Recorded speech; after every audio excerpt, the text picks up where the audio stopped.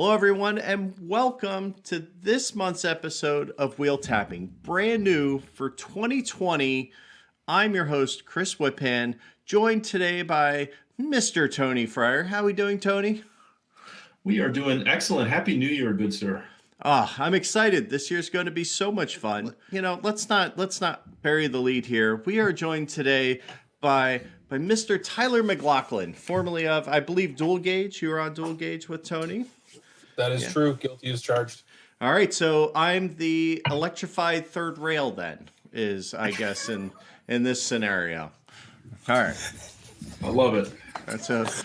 So don't touch me, you might get shocked.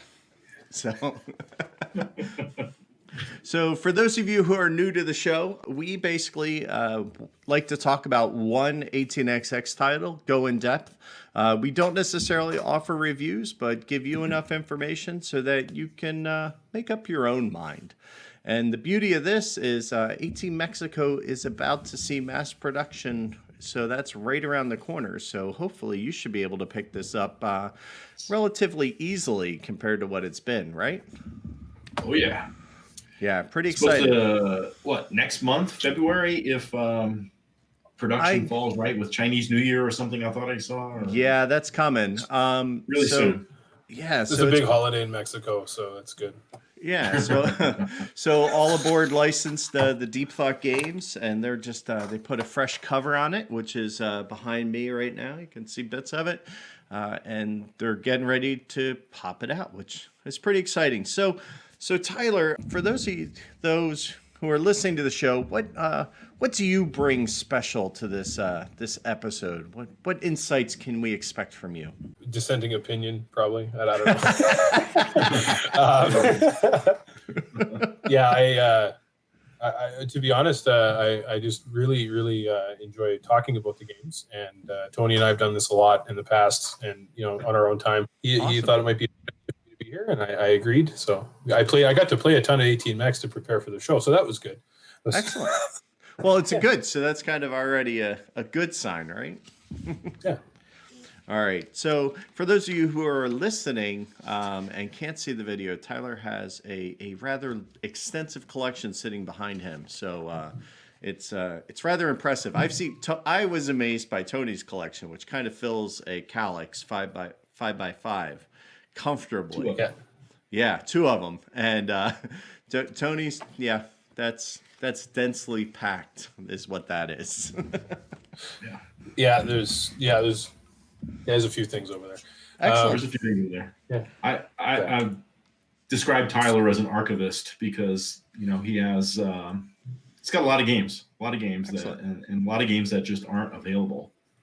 Yeah, exactly. And I used to be way more ridiculous with it. Like I would try to keep multiple editions across play tests, and that it just became a nightmare to organize. And frankly, there was just no reason to keep it, because once the thing was finished, you'd almost always rather be playing the good version of the thing, the finished version of the thing.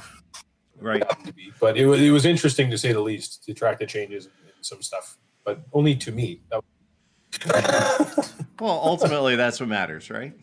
Yeah. So, and you also bring some cred in the form of you operate one of the larger 18xx conventions, if I'm not mistaken. Is this true? That is true. Every May long weekend, Victoria Day long weekend in Medicine Hat, Alberta, Canada, we run Chattanooga, which last year was just south of 40 people. We had 39 Nice.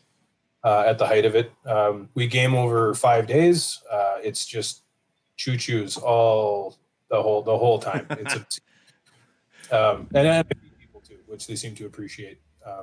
That's always something that I hear a lot about afterwards, is how great the food was, which is a nice compliment to receive. Absolutely. And that 40 is like the sweet spot, because you could have like 10 or 8 games going at any given time. Yep. It's like that's a really happy number, I think. Well, and we violate fire code at 60. Well, hey, Chris, I just wanted to make you aware that Tyler was talking about the food. You guys are both chefs. Okay. Interesting. Yeah. Well, I used to be. There's no money in that in my part of the world. So there's no money in that in my part of the world, and I'm in the middle of things. So I see. Yes. I made the mistake of running restaurants, so that kind of that is a tough gig, man. And it's even, I think it's worse today than it ever has been. Skip the dishes is pretty punishing to a restaurant owner. It really is. So, well, Yeah. that's a whole nother podcast, believe me. Right. That's right. Food that pairs well with 18xx games. Because generally you're playing over a meal period at some point, right? Yeah, I think the best food for train games is beer, isn't it? Hey, it got sailors across the world, so it can't be that wrong. Yeah. Awesome. So let's actually dive into our title a little bit today. So 18 Mexico was originally published in 2005 by Deep Thought Games. It's seeing a re-release from All Aboard Games, who they basically are just licensing the Deep Thought version. So they didn't change any of the board artwork or anything like they did for Chesapeake. It was designed by Mark Derrick. What other titles is Mark known for? Yeah, I think a couple of big ones are like 18 Georgia and Alabama and 51. 51 is the one I'm most fond of for sure. Okay, excellent. Dixie is really cool just in how much value's in that box. Right. And AL and GA were I think really important because they were some of the first publicly available print and play 18xx games that you could really easily find and build for yourself. Very small, so it was easy to construct. AL and GA were some of the first ones I ever built. Awesome. So it's even more fun. I have a friend, Pierre Leboeuf, who did NY. He actually has a copy that is all three of them combined. It's got Dixie, GA, and Alabama all together in one box. Nice little felt box. All right, this one plays 3 to 5, and I think we can go into its player count in a little bit. And its time length is about 3 to maybe 4 hours. I feel it's usually on the shorter side in my groups. I don't know. How are you guys finding it play? Yeah, it's I call it like a school night game because you can bang it out in 3-4 hours and be happy. Yeah, and that's fair. And it definitely is. I think the 3-player count. It's very good to play with 3, but it's definitely you're not in each other's business at all if you play with 3. Everybody can kind of take their own segment, and eventually you're going to be fighting. But for the most part, you can play your own game. But the map's tight enough that you will. When you start to hit browns, you're going to have to butt heads a little bit. Yeah, so it's kind of nice in that regard. All right, so when we're talking about this definitely is a 1830 based game. It's very similar. It's auction, behaves a lot like 1830, has a few more private powers than 1830 that I think are more specific to the actual map itself, like the Copper Canyon. We talk about things like that. How do you guys feel this compares in the 1830 family and things like that as far as the auction and the style? Yeah, certainly the same. There's an unusual rule. There are a few games like this, but there's this weird rule where players can sell private companies to other players, but I've never seen it happen. I think if Chris. If people are playing right, I don't think you would. Yeah, right. Interesting. But that Copper Canyon private is pretty cool. It's got a special rule where you can buy it in from the first OR. Right. For less money than you would later. But if you're the guy that wants to lay that Copper Canyon tile, you can do that right away. Which really helps kind of open up that kind of northwest corner of Mexico, because otherwise that's going to be, even though the offboard's pretty lucrative, it can be pretty stale, and there's a lot of track to lay. So if you're going to go that direction, you really need the Copper Canyon private to make it work. Yeah, I think most people take it like the first time they take it. It's the idea of it is a lot better than actually. Like once you put the tile down and you're running your route, you're just like, okay, well that was okay. Yeah, I mean it's an expensive doink, but that's Yeah. I mean that's kind of nice if you can get that higher paying doink out kind of early. You can make some lucrative runs up there, but other than that, definitely it can only be laid one way. Any of the other privates really are anything special? I mean, I know that there's some partial ownership in the NdeM and things like that that you can get, which are fun. The Yukata share, there's one of them comes with the Yukata share. Right. The miners being part of the auction, interesting. The fact that the miners are even there, and that's how they're distributed at the beginning of the game. Right. That's pretty interesting. Yeah, and considering the miners are a crucial part of the game, because they're really how you need to get started with this game. You can't just really go out of the gate and just start opening companies. It won't really fly. Even though the miners tend to be a very slow way to open. That definitely helps a lot. The cap, it's a 50% float with a full cap, which is nice. And then they do something cool with the mail contracts, which helps out a little bit. You always get your home value. So yeah. Well, if you have a train. Yeah, you need a train. Yeah. Yeah. I think that's pretty neat. And I like the 50% capitalization as opposed to the 60% in 1830. Not that I dislike the 60%, but it's easier for me to say money's on sale for half off, right? I love that line. That was great. I read that in your notes. I'm like, well, you get, there's a handful of little telltale, when I'm flipping through a rule book, there's always a couple of telltale things I'm looking for in terms of evaluating what sort of audience is going to appreciate this. Like, is it for the newcomer? Is it for the guy who's got 6 games, But when I see things like 50% full cap, or if I'm looking at the tile manifest and there's like 5 or 6 23s and 24s, you're playing a game that's going to be a little easier on the new player. Right. This game has a few of those functions, but I think we'll talk about those as the forward. But yeah, 50% cap is usually a flag for me. Right. And especially in a game that doesn't have a ton of major companies either. Like 7 and then the government. That's it. Yeah. So you're not really doing a ton with them. So you're not like starting them, ripping them of cash, and then dumping them. That's not a typical strategy when we get to the market. There's definitely a train rush, but I think that deserves its own segment. So we'll get to that in a little bit. Shares, I got some things to say. Yeah, man. The shares Love are those 6 trains. Yeah, the shares are pretty straightforward. There are a few half shares that come into play with the NdeM and the miners and the way they buy in, which can be a little wonky, especially to new players. I think that they're just awkward. I don't think they're horrible, but they might have been able to do something a little simpler there. And then we have the 3 miners that are auctioned at the start of the game. It's funny because Tony's notes say they're useful to build track, but they almost have to operate 2 to 3 times before they can even lay a tile because they're all kind of locked in by Some land. of that terrain cost.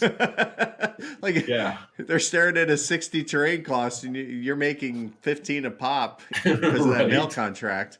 It's just like, oh man, this is going to take a long time. Better the miners than my company.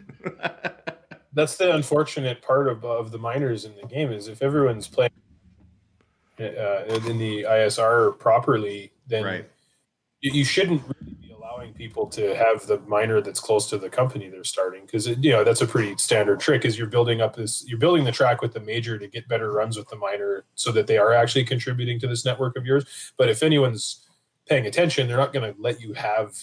No, they're not going to let you create.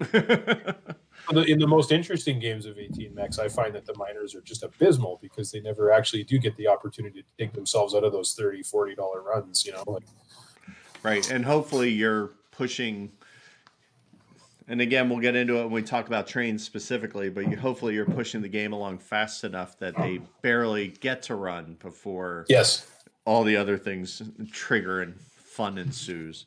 The game prevents that. It does.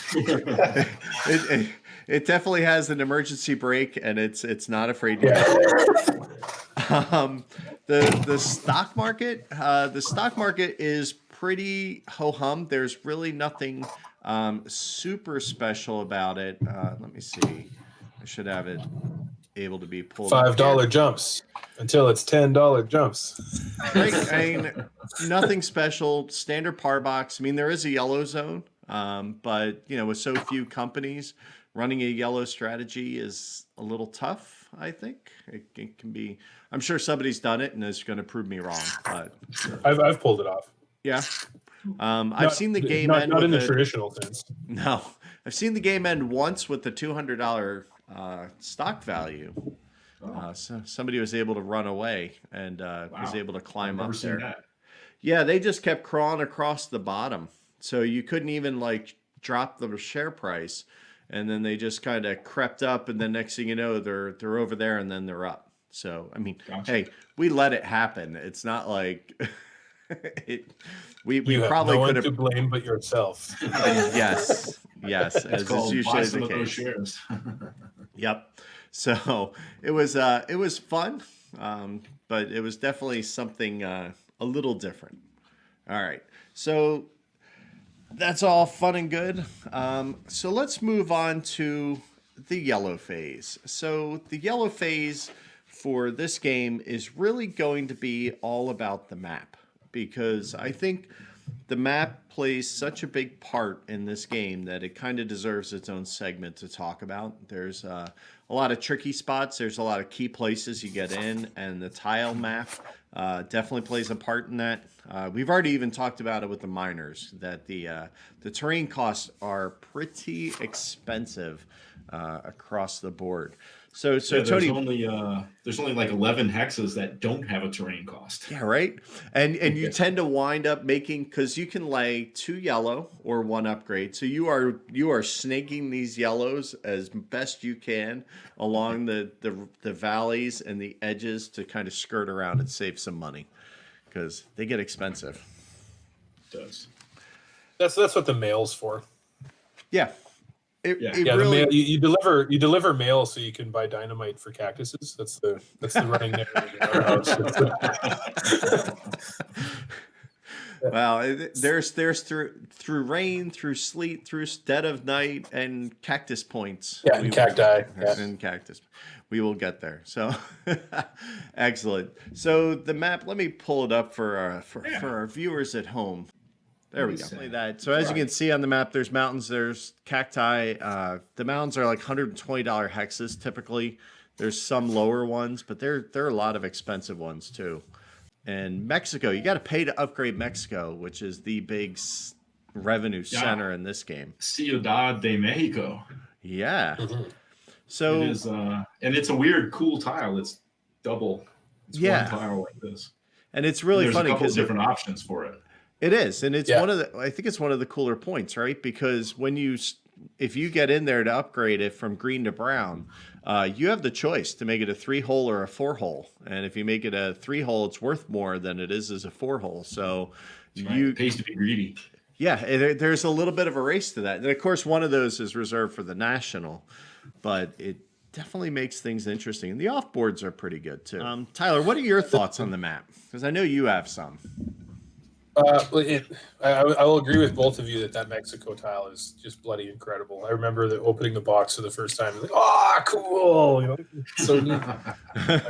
Like the map, it looks like a big map. Like if you didn't know the rules and you just looked at the map, you're like, oh, this is a rather large game. But it's actually fewer hexes than 1830 by like roughly 10-15%. I think that's what you said. 64 hexes. Yeah.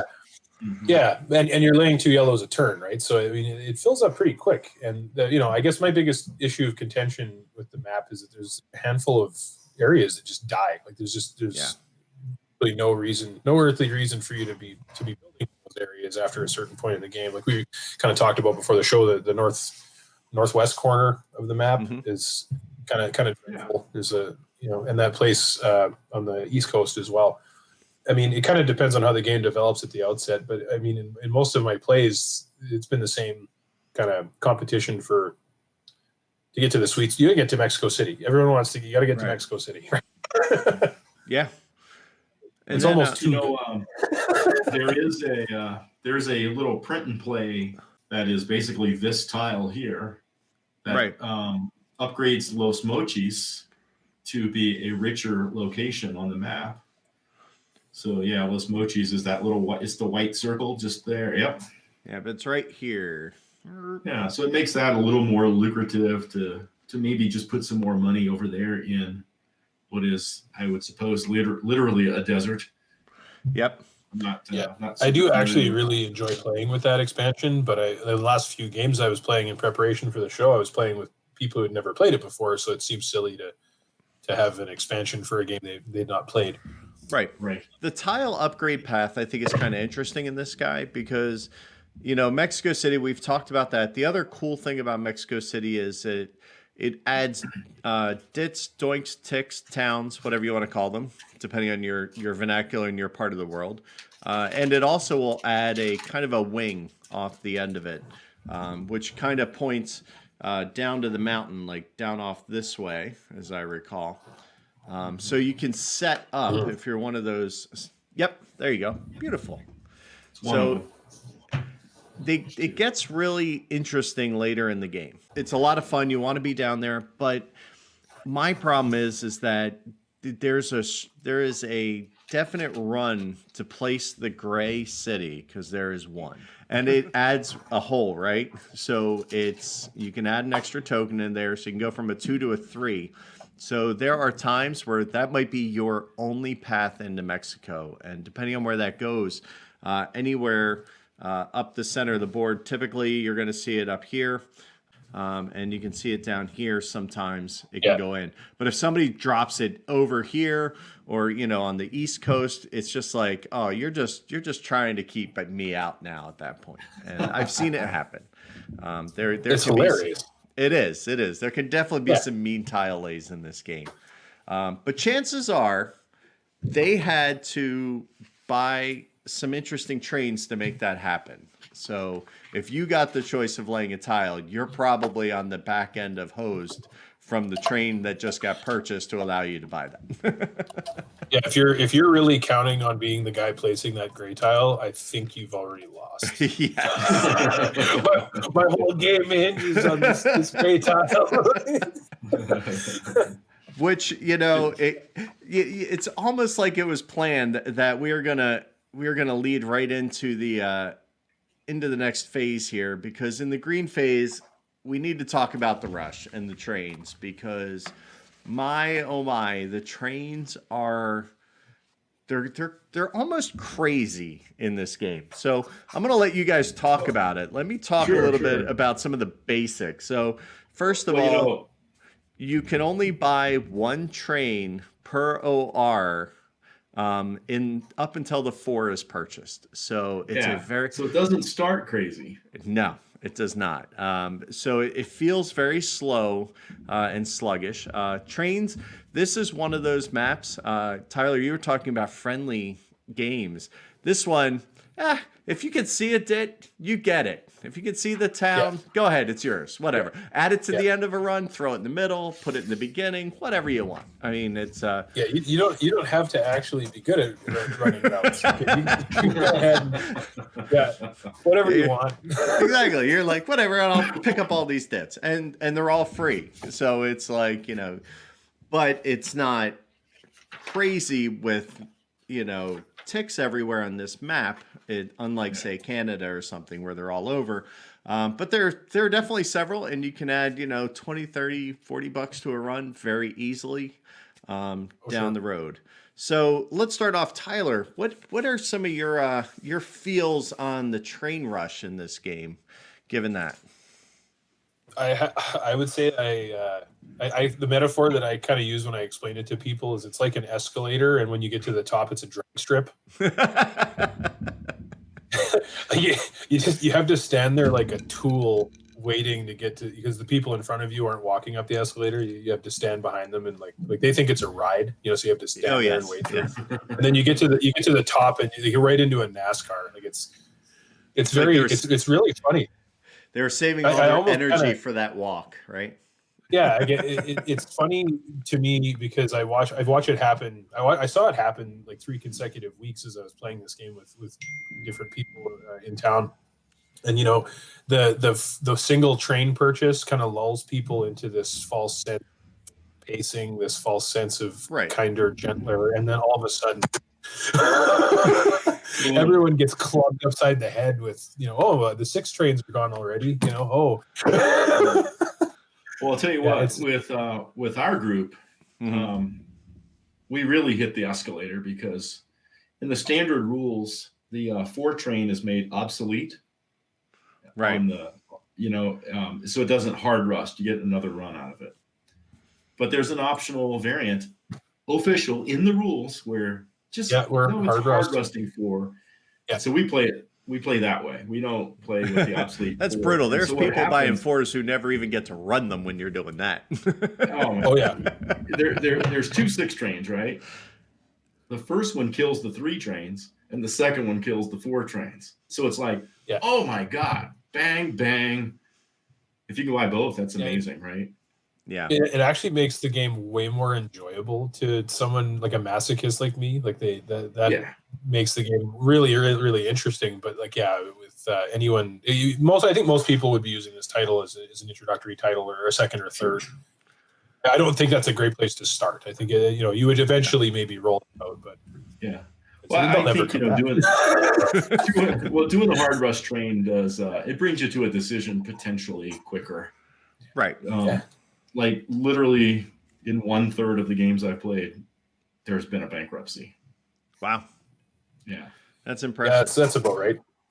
But, I heard somebody ask one time, they're kind of like, can you talk a little bit about the vernacular? And I think this is a great time to talk about what is a poisoned 4?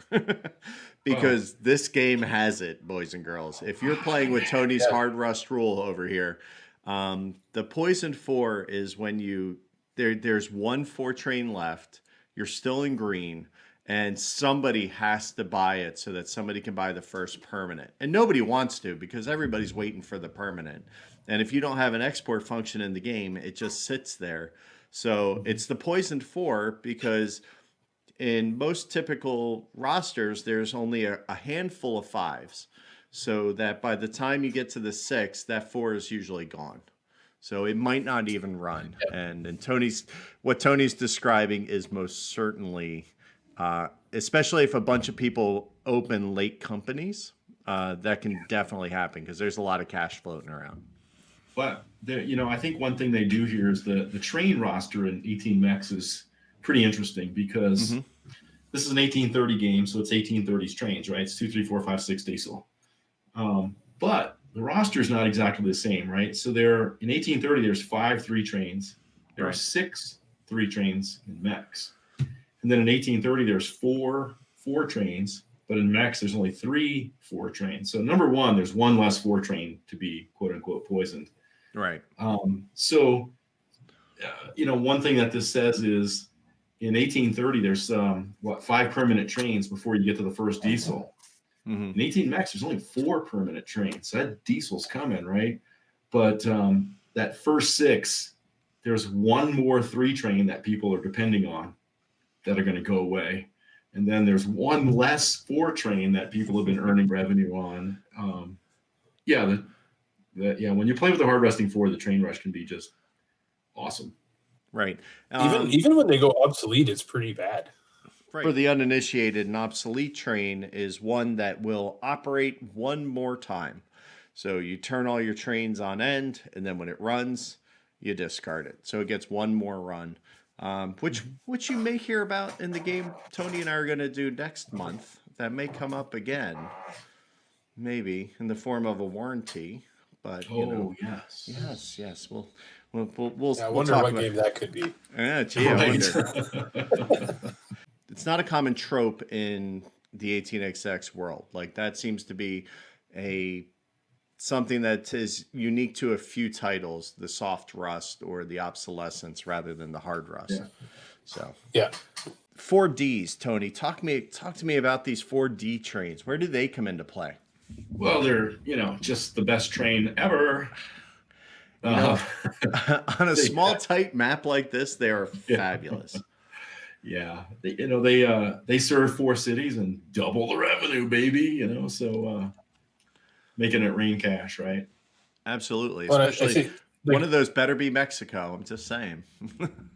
one of the hallmarks or earmarks of a well put together map is that I don't know if you've gone through the exercise of it, but if you workout runs, most of the time they're going to include Mexico City. But for the most part, no matter where you're running or how you're running, you're going to net a run that's around $400 to $450. Then you tack the dits on in the end, and you might make a bit of a difference. But like a lot of the ways in which you would run a 4D are pretty similar. Like somebody's got to have done something pretty clever to block you out of any real opportunity. But yeah, it's pretty tight that way. It's a good train. Everyone should have one. Absolutely. You should plan for one, that's for sure.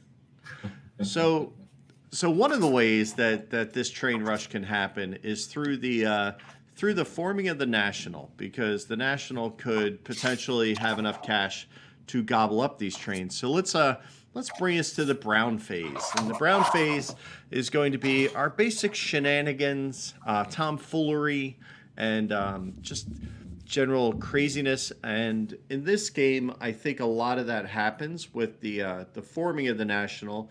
The Nacional de Mexico, the NdeM, is an interesting take on a national railroad because it is actually owned by a player.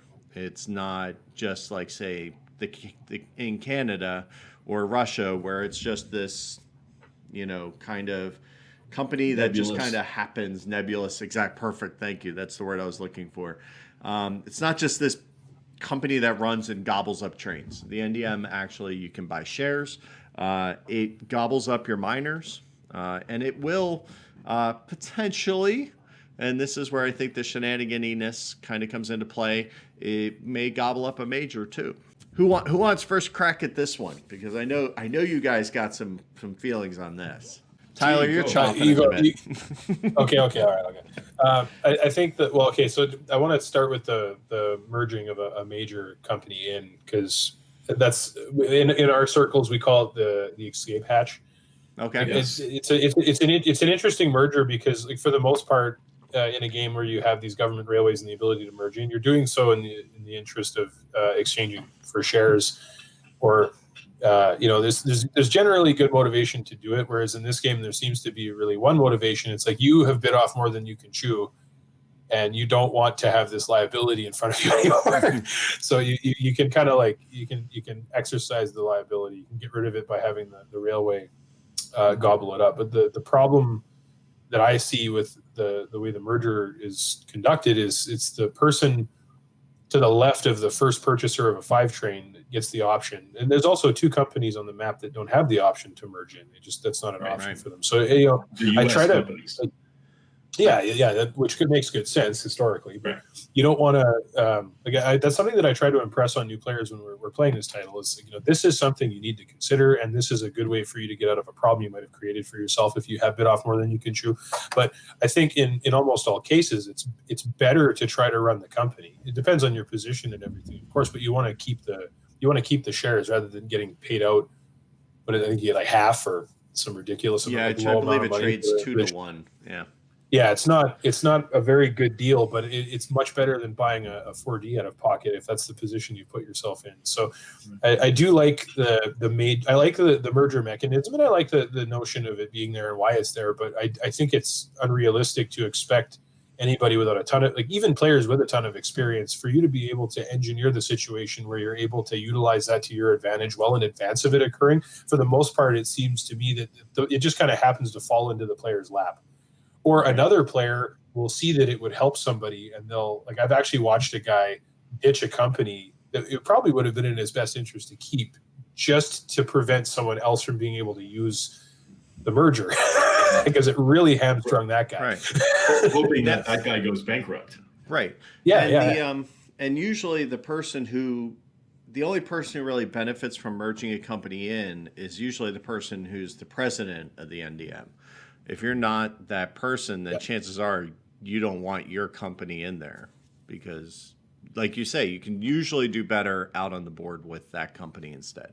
Yeah, it's almost always better to be running the company, to run a different company, own it up to 60% if you can. But it's I don't know. I have mixed feelings about it. Like I like the idea of it, but at the same time, I don't think it's a tool or a weapon that a person can forecast, plan for, and then execute. No. A lot of things have got to go right for you to be able to do that, and you'd just be very lucky at that point. And only Right. one company is going to get to do the merger. So as you go around the table, Yeah. if somebody accepts, that's it. Yeah. So, Or if you happen to be running the North American companies and it comes to you, it just skips right by you. It just Yeah.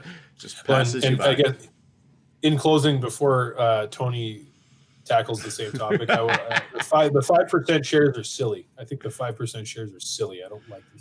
Yeah, the Sure. first thing I do is upgrade them to full size shares. Is Yeah. so Yeah. so for those of you at home, there's three 5% shares, which is weird, right? 2. Because there's one for each miner, correct? The other one changes Um, for a 10% Yukata. That's it. Yeah. Okay. Yeah. So it's that there are 2 miners that come in at 5%. But you can upgrade that if there's an NdeM sitting in the market, and it just be. I don't think I've ever seen anybody sit on it. Why would you take a share? Why would you take a cert limit off for a half of a share? It just doesn't. From a strategic standpoint, it doesn't make sense at all. Well, and if you have, it's funny, yeah, because if you have both of the 5% shares, you're holding 2 certificates above the limit and really only Right. collecting on 10% share. But you shouldn't let somebody have both. That's for sure. No. Well, then they would have 2 miners, and that's a problem in and of itself. So, Tony, what are your thoughts on the NdeM and some shenanigans you can do with it? Yeah.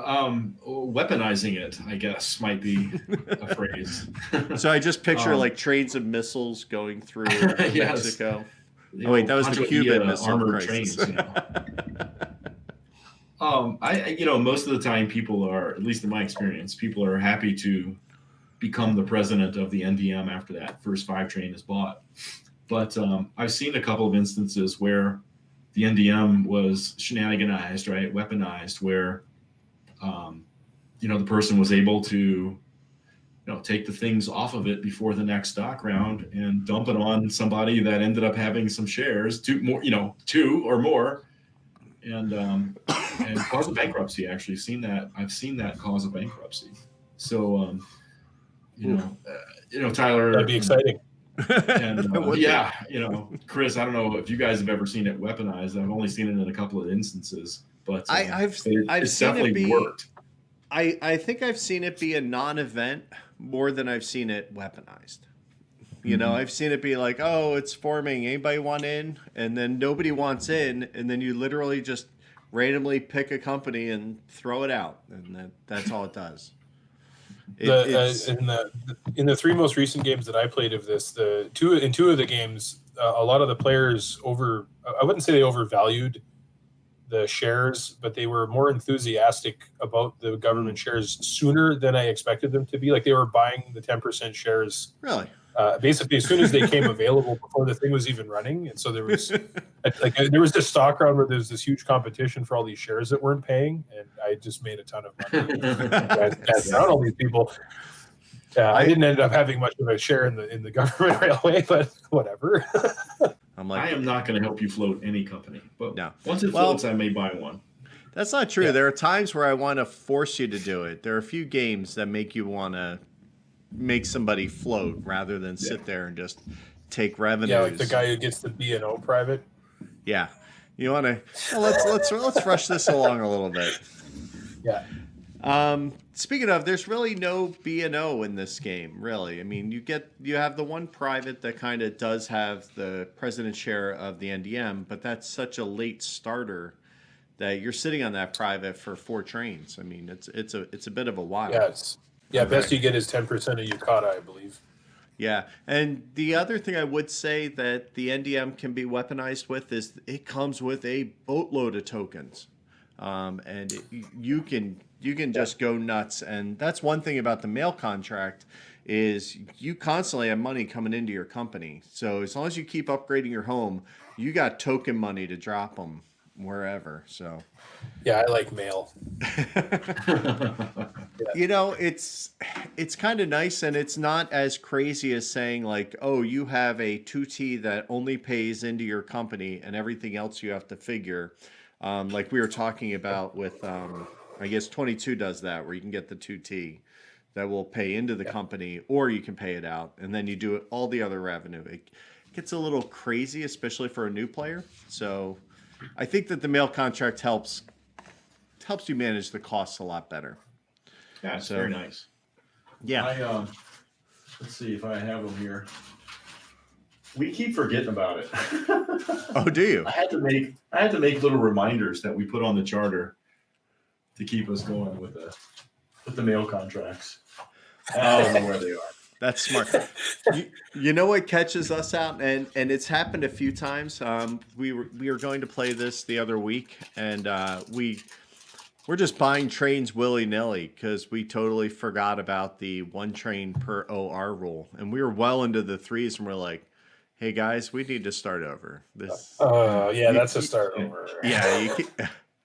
Yes. Hey, that's smart. smart. Yeah, there you go. I like that. Yeah, so you put this on your charter, and you won't forget. So Tony's showing us a nice little. It's basically the size of a cert that just kind of has the home token and all its upgrade prices written right on it, and it just says mail contract. That's smart. Mm-hmm. You know, it's almost like that should be on, like, say, the charter or something. Yeah, maybe. Just saying. Yeah, you don't have any location. You don't have any companies that have variable starting locations. No. Yeah, it could be static. Yeah, it really could be. Well, hey, you know, then there are people who like crowded charters, and there are people who like just a small little placemat, as we call it. So yeah, I'm one of those. You like nothing? I'm the second guy. I want, like, I don't know, like, there shouldn't. The best charters are the ones that look like a cocktail napkin, like they're just super tiny, have like almost nothing. I like a little info. I like a little information if you can't fit it anywhere else. Like, I like the train table so that I can access that real quick. Yeah, but that's useful. I don't need to know where my treasury goes. Like I'm pretty sure I can figure out money on this mat is not mine to spend. I can figure that out. Yeah, you put the money under the box that says trains. Exactly. It's what you end up doing because you want to see the train box so you know what's going to rust. Yeah. But hey, don't get me started on the graphic design of these things because I'll make enemies real quick. That's a whole other show again. Yeah, it is. For sure. It is. All right, so let's move on to the gray phase. So we've passed russet. We know you're old school if you have russet tiles, but now we're on to the gray phase. This is all the feels. So Josh, you went first last time. Let's let Tony have a crack at his feels first. What does it do for you? 3 and 4 players on a school night or looking for something shorter. You know, this is certainly a potential go-to game with it's got some sharp edges that you can utilize, and that combined with the short play time just makes it a fantastic option when you don't have time for a 6 or 8 hour game or something. I agree with that completely. What about you, Tyler? I know you have lots of feels about this one. And you have quite the collection. So where this fits, when you breaking it out. That's the funny thing about. I mean, I really look forward to playing this game when my new friend invites me to be on a show to talk about it. But like otherwise, I'd really see myself tabling this enthusiastically. It's not to say that it's a poor game. I mean, of all the things Mark Derrick has done, I would put it in his top 3 for sure. I don't think it's his best game. I think that honor is reserved for 51. But I do think that this is a fine second or third title for players. And and you also, I'm a poor person to talk to about this because I have a bunch of things to play over there. But most people in the world have maybe 1 or 2 titles. Right. I mean, most people don't have the same sickness that I have, and that's fine. But because of Scott's hard work, this is going to become commercially available and really accessible for people, which I think is a really good thing for the hobby. I just, to be honest, it's not something I would really be excited to bring to the table, but I'm more than happy to play it if it's the thing that's going on tonight. Like, when does that ever happen for me? It's like, oh, you guys are playing 18. May I play? Do you mind? Like, usually I'm the guy. But I would say that it's a good second or third game for sure. Okay. All right. I have not played 51. So of the Mark Derrick games I've played, I do think this is his best game. Okay. Yes. Well, and 51 is a hard thing to get your hands on, but 18TN, which is what that game became, that's a little easier to find and is a pretty accurate. I mean, there's some changes, but it's pretty close. If you've played 10, then you'll know, have a good feel for 51. Cool. Excellent. So for me, Mexico was probably the second 18XX I bought for myself. I would think 80 was definitely the first, but it's also that's my love. I love that game. So this one kind of climbed right in there. So to use the board game terms, I think Mex and 61 does this too. So I think they work interchangeably in that regard. I think they're great, like, next step. Let's introduce, growing companies up or running a national. Yeah. And I think it does a great job of doing that in a very short playtime. Like 61, a little longer, 67, a little longer. This one, I think, does it a little quicker. And I think it works better at 3 than those guys do, because I think it is a little tighter and it does that. And especially if you play with Tony's train rush rule, I think you can help get people feel that urgency and try and figure out how to prepare for when that happens. I think I think those are all great things. So I kind of, as far as 18XX games, I'll put this in that gateway plus kind of category, right? Well, that's a good habit you're in, where you find the thing you like, right? Find the thing of appeal to the audience, right? Like, and you're right. This game does have good lessons to teach.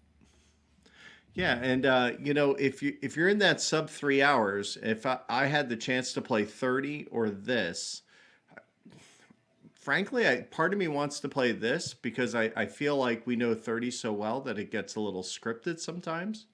Like, oh, you do this, you do that, you open this, you open that.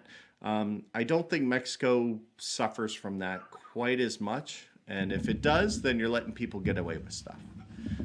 So you and I will have to play 30 sometime, Chris. Yeah, I am up for that, and that'll definitely come up in the future. I need a few more plays because I think 30 has a wider range to offer.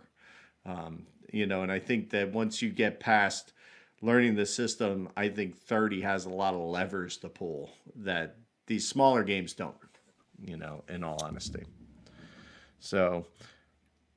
Interesting. So I think we like it, and I think that it has a place on your shelves, and it's not going to be, I think one of the things, even when Deep Thought was making it, I want to say it was an $80 game, so it wasn't even expensive then.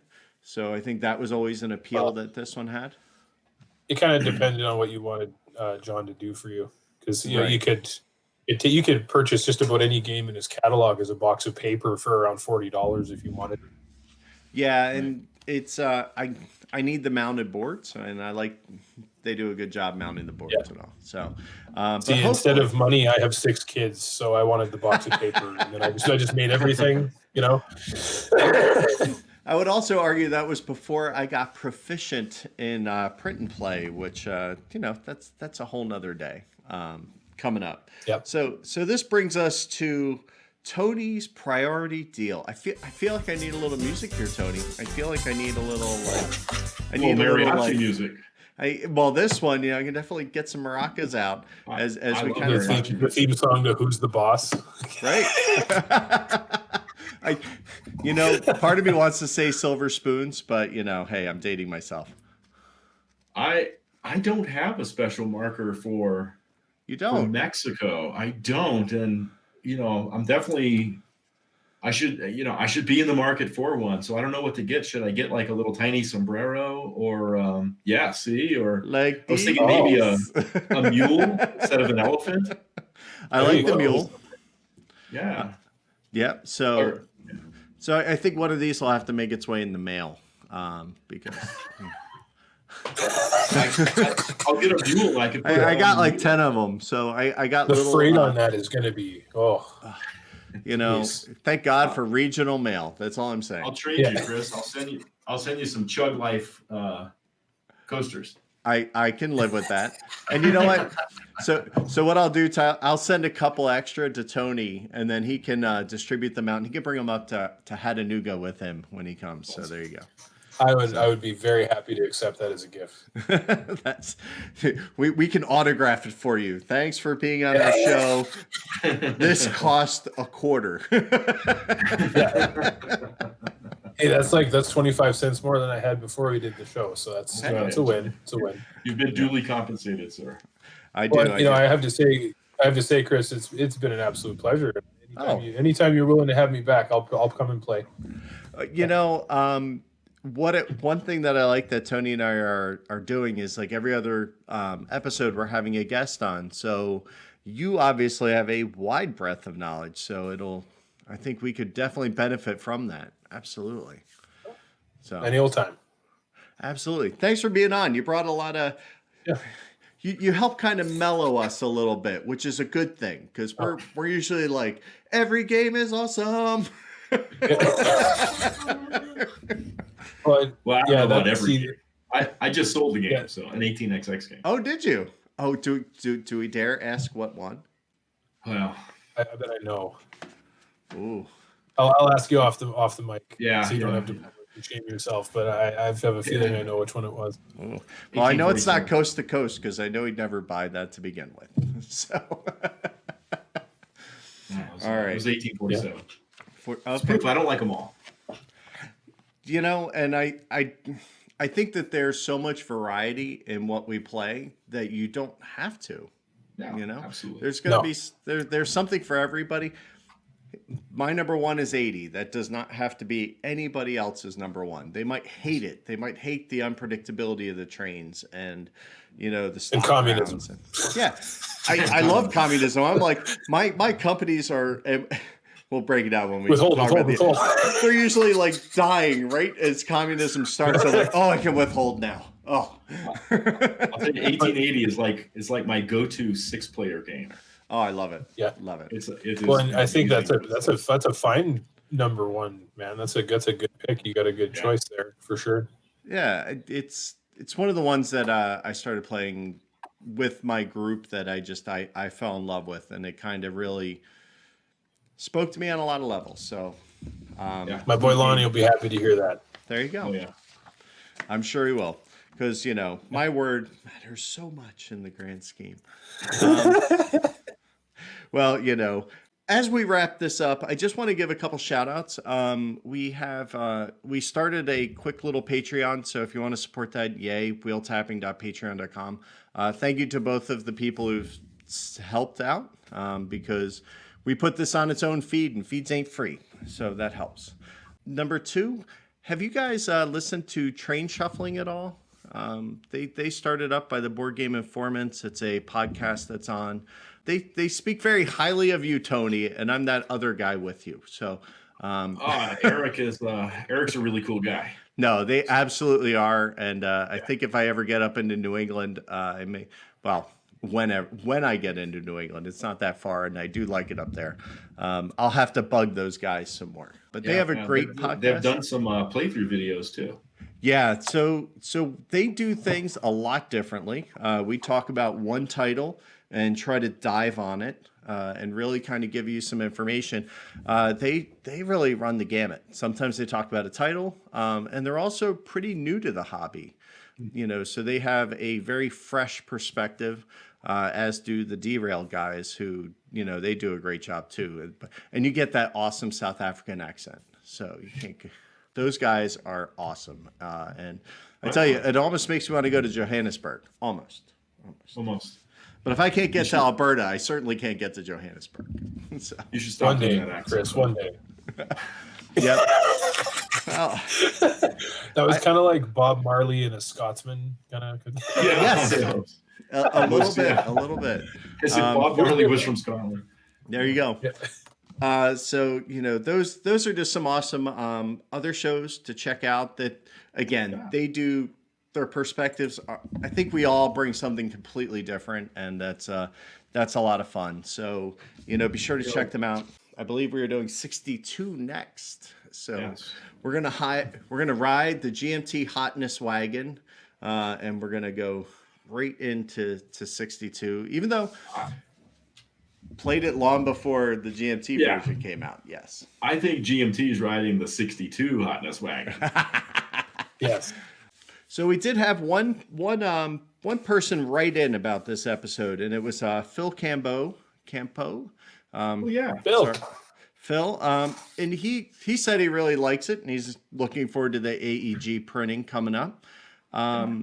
Talked a lot about the NdeM, as we did, and how at 3, it could be, you could get, that problem when you play area control with 3 players, where 2 players can manipulate against 1. When you have a major in the game like this, you could definitely weaponize it, and he kind of points that out. But he's wondering if using the most to least cash in priority order might make a better solution to prevent that the NdeM president has a better chance of getting the company buy-in or not. I don't think that's as good a solution as being the first one to talk about the negotiation of teaming up on the other guy. Yeah. Hey, Tim, do you want a slice of pizza? Yeah. Here's what I can do for you. You leave me alone. I'm not a fan of priority deal goes to the left of the last person to take an action. All it's really doing is preserving turn order, right? Right. And what's funny is that tends not to move a lot because sometimes. it tends to lock in a little bit because, whoever has the most money is going to act last, and then priority deal just kind of sits in longer games, I've noticed. I was having this actual discussion with a friend up in the Seattle area, Ken Kuhn, and the Lola. And we were talking about priority deal mechanisms, and the one of the highest revenue came up in that conversation. And Ken's take was that that might actually reward the rich. And we were actually talking about the opposite. Priority deal is by reverse order of money. Okay. But I like Nebraska, and GB, they do it like if you're the first guy to pass, you're first. You're the second person to pass, you're second.